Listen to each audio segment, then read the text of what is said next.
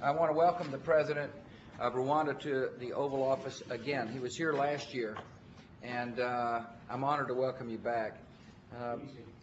President is he's a man of action. He can get things done. I'm proud of your leadership.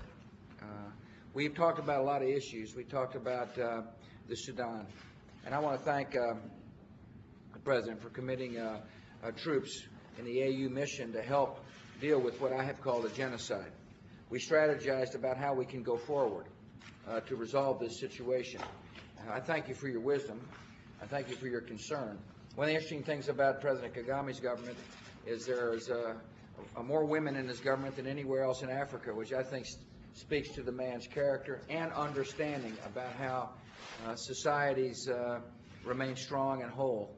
I appreciate his commitment to education, and I want to thank you, Mr. President, for your understanding that the best way for an economy to develop is to welcome private capital. He's been working hard with companies here in America. Many companies are taking a good look at Rwanda because they realize that it's a country where they'll be treated fairly, and there's a transparent society, and he's had some success, which will help people find work. And that's, to me, a sign of leadership. So welcome back. I finally want to thank you for your commitment to fighting HIV/AIDS. This government has done a really good job of using some of the monies that we provided to save lives. And I've always told people that it's one thing for the American government to and the American people, more importantly, to generously write checks to help, but it requires strong leadership at home. And you provided that leadership. And so I welcome you back to the Oval Office, and thank you for your friendship. Thank you, President. It's a great honor for me to be here, President, and appreciate the discussion you have had on a wide range of issues, starting with the bilateral discussions we have had, how the United States government has been very helpful in the support of Rwanda in different areas, in dealing with HIV/AIDS, to supporting the private sector to invest in our country, to dealing with infrastructure problems, and also the support we have had during the period we are working under the African Union mission to send our troops to Darfur. The United States government, with your support, Mr. President, we had our forces, our troops airlifted by United States military to Darfur, and continued support for the African Union mission.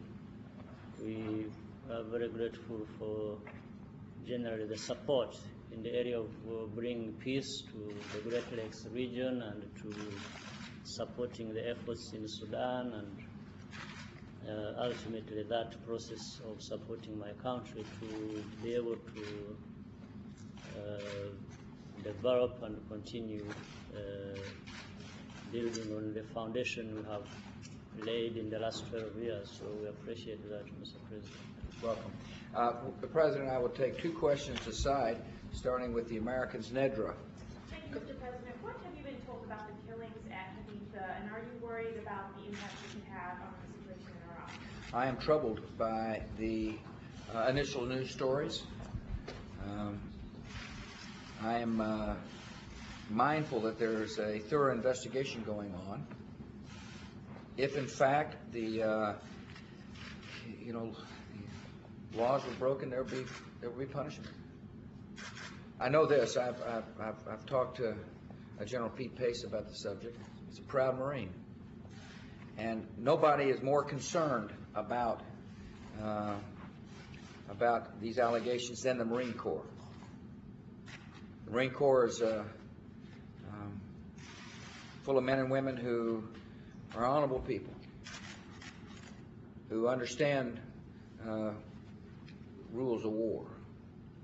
And if in fact these allegations are true, the Marine Corps will work hard to make sure that that culture, that proud culture, will be reinforced, and that those who violate the law, if they did, will be punished. Yes, sir. Can I ask you a question? I'm a journalist from Rwanda. Welcome. Can I ask you a question on the genocide of Rwanda? It's been 13 years after the genocide of Rwanda, but many perpetrators of the genocide, many people who did it, who carried out the genocide, are still at large. Rwanda says about over 50 of them are in Europe and the US, others still in the Congo. What is the US going to do to help Rwanda to get these people to book? Yeah. The interesting thing about Rwanda today is that you have a president who understands that part of a successful society is where people work hard on reconciliation. There's no question the genocide in Rwanda was a real tragedy. It's one of the most significant tragedies in modern history. And yet, your president and his government has worked hard to reconcile, help people reconcile the tragedy at all levels of society. To the extent that he wants our help in finding certain perpetrators of crime, we'll be glad to do so. But the way I look at the situation is that Rwanda can serve as an example for other societies that are troubled. As you know, we're working hard in Iraq to bring a democracy, to help a democracy grow there, and yet there's still sectarian violence. People are still using violence to achieve either revenge or political means. And the Rwanda example shows what's possible when people work hard on reconciliation. That's why I support Prime Minister Maliki's desire to have reconciliation moves. And the president actually offered to help. And it maybe at some point in time it makes sense for the new government in Iraq to do that. But I'm very proud of the accomplishments that Rwanda has made over 13 years after the genocide. Kelly. Mr. President, Secretary Rice is outlining a change in U.S. position toward Iran today after so many years of not engaging directly with them. Why now? And will you respond directly to the letter from the President? I believe it's very important that we solve this issue diplomatically, and my decision today says that the United States is going to take a leadership position in solving this issue. And our message to the Iranians is that, one, you won't have a weapon, and two, that you must verifiably suspend any programs, at which point we will come to the negotiating table to work on a way forward. I thought it was important for the United States to take the lead along with our partners, and that's what you're seeing. You're seeing robust diplomacy. I believe this problem can be solved diplomatically, and I'm going to give it every effort to do so. I've talked on the telephone in the last couple of days with Jacques Chirac and Angela Merkel, and I spoke to Tony Blair when he was here about this issue. I spoke to Prime Minister Koizumi. I'm on the phone a lot talking to, and President Putin, by the way, and I'm on the phone a lot talking to our folks that share the same concern I share and say, look, let's get this solved diplomatically, but there must be a united international front that shares the same message.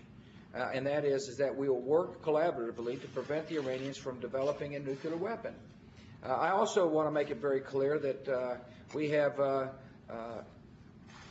respect the Iranian people, and we respect their heritage and their history, and we hope their government listens to the international demands. It doesn't isolate itself from the world, and doesn't foolishly spend money on a weapons program that takes away the capacity, the ability for the Iranian economy to grow so people are able to put food on the table and find work. Finally, anybody else from Rwanda? Yeah, we go. Share there. Yes, Mr. President. Oh, there you go. Thank you. I come from Rwanda working with the New Times. I had the President of Rwanda thanking you for the assistance you're giving of the food. But despite all that you've been doing, it has persisted. Are you planning to up your support in that regard, Mr.